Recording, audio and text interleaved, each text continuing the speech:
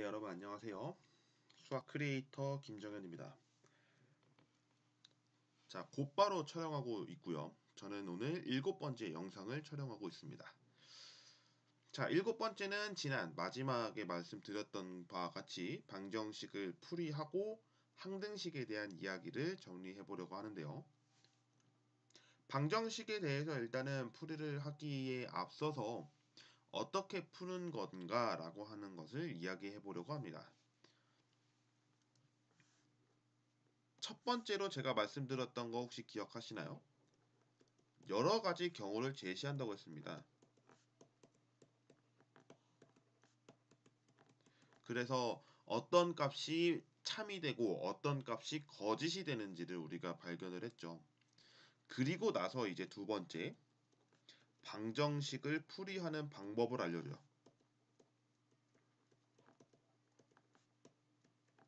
이제는 방정식을 풀 때는 이러한 테크닉을 통해서 해를 찾게 된다라고 하는 것을 보여주고요.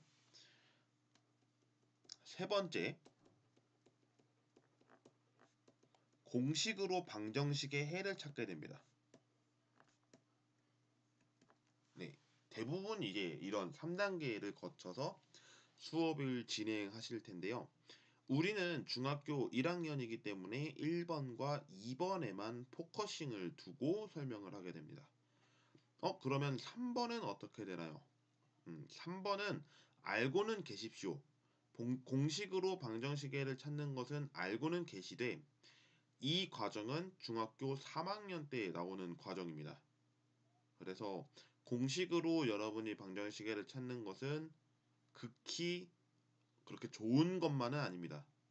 좋은 것만 아니지만 이 공식을 까먹었을 때는 정말 예, 이제 흔히 얘기하는 멘붕이 온다라고 이야기하죠. 똑같은 경우입니다.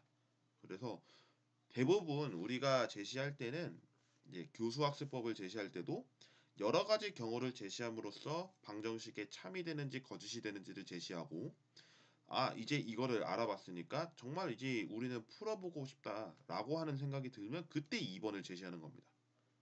근데 1차 방정식을 이제 앞으로 설명을 하겠지만 1차 방정식의 풀이법은 그렇게 어렵지만은 않습니다. 그래서 1, 2번 가지고 설명이 가능할 거고요. 중학교 3학년을 가르치시게 되는 2차 방정식이라는 내용이 있는데 그때에는 공식으로 방정식의 해를 찾아주셔야 됩니다. 그것까지 해야 학생들한테 이런 과정이 있다라고 하는 것을 설명할 수가 있는 거고 매우 이제 쉽다라는 것을 학생들이 느낄 수 있도록 지도를 해주시면 되겠습니다.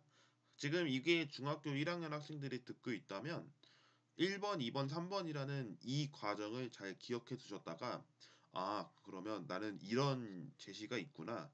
이렇게 풀이를 해야겠구나. 라고 하는 것을 생각해 두시고 이런 공식이 있네? 그렇구나. 사용하면 되겠구나. 이런 정도로만 봐주시면 풀이하시는 데는 그렇게 어렵게 느껴지지는 않을 거라 생각합니다. 자, 이제 본격적으로 진행을 해보도록 할게요. 예를 하나 드리겠습니다. 예. x-9는 6-4x라고 하는 방정식이 있습니다. 이 방정식에서 x의 값은 얼마일까요를 물어보겠습니다. x의 값은 얼마일까요? 그러면 이제 우리는 x의 값을 찾아야 되기 때문에 한번 찾아보죠. x가 0일 때 한번 해볼까요? 0이면 당연히 안 될 것 같아요. 그쵸? 예. 마이너스 9가 6은 절대 안 되겠죠. 그리고 x가 1일 때 한번 볼까요? 그러면 1 마이너스 9니까 마이너스 8, 6 마이너스 4니까 2가 되겠죠. 이것도 안 되겠네요. 그쵸? 음. 또 뭐가 있을까요? x가 2일 할 때 한번 해볼까요? 2. x가 2면 마이너스 7이 되고요. 우변 마이너스 8이니까 이것도 마이너스 2가 되겠네요. 네, 절대 안 되겠죠. 이런 식으로 이제 계속 가면 방정식은 찾을 수는 있어요. 하지만 여러분 0, 1, 2 그럼 제가 지금 어떤 경우를 하고 있죠?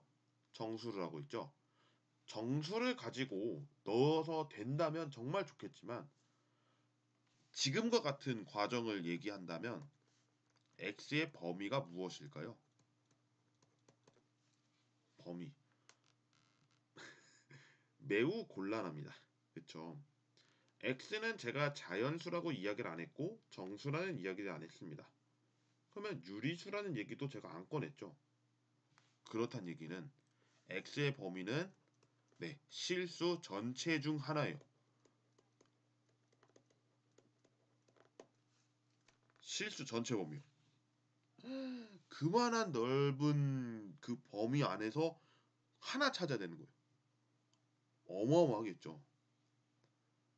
방정식을 찾는데 이렇게 어려운 과정도 있나요? 예, 있어요. 하지만 제가 지금은 방정식을 찾는 방법을 얘기하는 건 아니에요.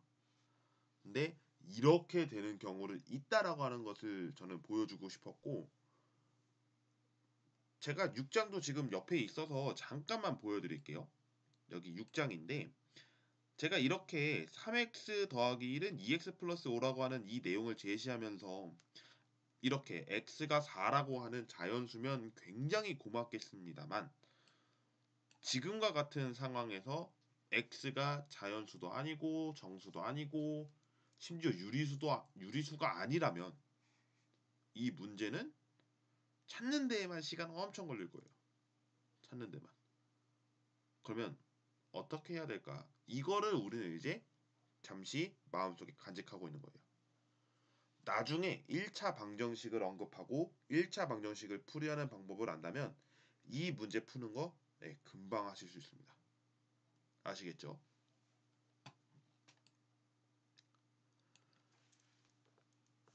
자, 이제 이경으로 한번 설명해 보겠습니다. 방정식을 제가 뭐라고 정의를 했죠? 방정식? 음, 좌변에 다항식이 존재합니다. 근데 다항식 중에서도 미지수를 포함한 다항식의 형태는 0이다 라고 하는 형태로 저는 보겠습니다. 그러면 이 다항식이라고 하는 것은 뭐냐면 상수는 아니에요. 상수는 아니고 미지수는 일단 포함이 되어야 되니까 x 플러스 3은 0 이거 다항식이죠. 그리고 혹시나 지금 제가 이제 0이라고 얘기는 했지만 이거 0 아니어도 상관없어요.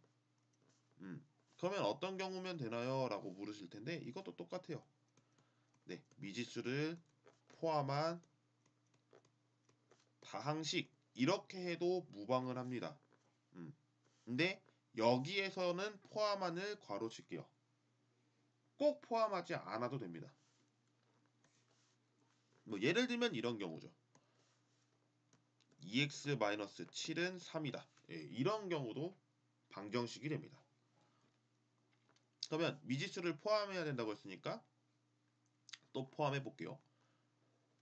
3x-7 7을 너무 많이 쓰긴 하는데 4x-8 예, 이렇게 되는 것도 예, 방정식입니다. 그러니까 방정식의 형태는 굉장히 많아요. 그렇지만 나중에 방정식을 최종적으로 정의를 한다면 미지수를 포함한 다항식은 0이다라고 정의해도 됩니다. 그거는 나중에 설명할 수 있으면 설명해 보도록 하고요. 방정식에서 알 수 있었던 거는 뭘까요? 네, 해가 존재했죠. 근데 해가 존재하지 않는 경우도 있었어요. 그러니까 존재하지 않는다라고 하지 말고 참이 있으면 거짓이 있었죠. 음. 그래서 참이 되는 거 있었고 거짓이 되는 거를 구분했었습니다.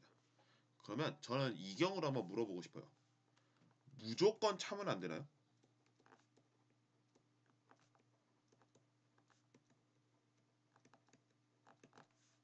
네, 이 경우를 묻는 거예요.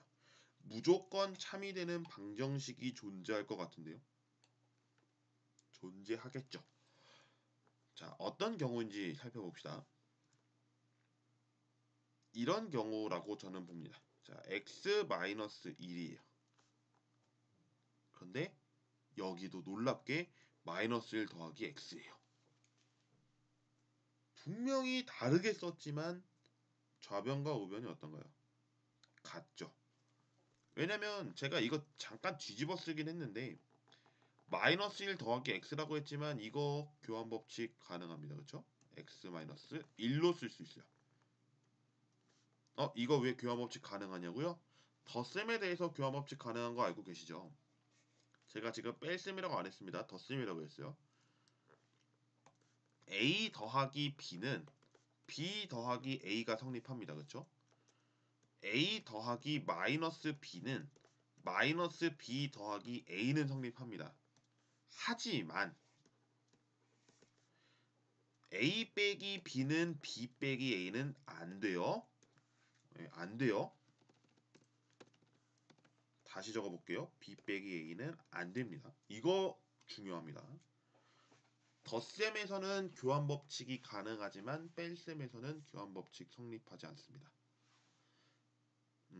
이 경우 알면은 제가 지금 이렇게 쓴 것을 이해하실 수 있습니다. 그러면 잘 보십시오. x-1은 -1 더하기 x라고 했습니다. 그렇다면 x 대신에 0 넣어볼게요. -1은 -1. 오케이죠? x 대신에 2를 넣어보겠습니다. 1은 1입니다. 맞죠? x 대신에 10을 넣어보겠습니다. 9는 9입니다. 그러면 x 대신에 나 이거 좀 의심가니까 한 -555 할래. 그러면 놀랍게도 -556은 -556입니다. 그렇죠? 똑같습니다. 모든 숫자를 넣어봤는데 똑같아요. 무슨 얘긴가요? 해가 무조건 참일 수밖에 없습니다. 어떤 값을 대입하든지 간에 거짓은 나오지 않고 참만 나오는 경우. 이런 경우를 이제 다른 이름을 붙이게 되는데 항등식이라고 이름을 붙입니다. 항등식. 그래서 이제 방정식과 항등식에 대한 이야기를 이제 언급을 하고 싶었어요. 방정식은 참이 있으면 거짓이 있다 라고 한다면 항등식은 참이 반드시 존재할 수밖에 없다가 되고요. 이것을 이제 더 간략하게 설명을 드리면 좌변과 우변이 일치해야 돼요. 형태라고 할까요?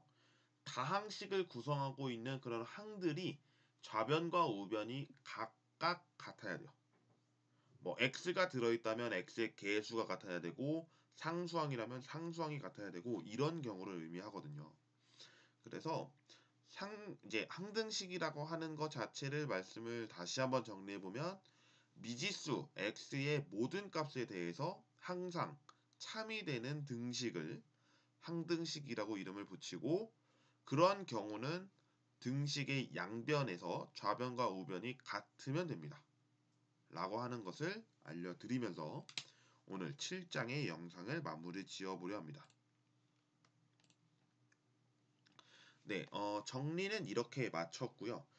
제가 6장, 7장을 이제 전체적으로 이제 정리를 해드리면 방정식을 알기에 있어서 우리는 이제 문자를 사용한다. 그 문자에서 우리는 미지수라는 것을 단어를 사용함으로써 어떤 값을 찾아야 되는지 이런 것을 살펴보았습니다. 그 중에서 우리는 여러 가지의 경우를 주고 x의 값을 찾아보세요 라고 하는 문제를 제시했는데 한 문제는 있었지만 다른 한 문제는 없었다. 근데 없을 수밖에 없는 것은 x의 범위가 제시가 되어 있지 않으면 실수 범위이기 때문에 그렇습니다. 그리고 마지막 제가 말씀드렸던 방정식이 아니라 무조건 참여되는 방정식이라고 해서 항등식이라는 새로운 개념을 살펴봤다는 것까지 정리가 됐을 거라 생각합니다.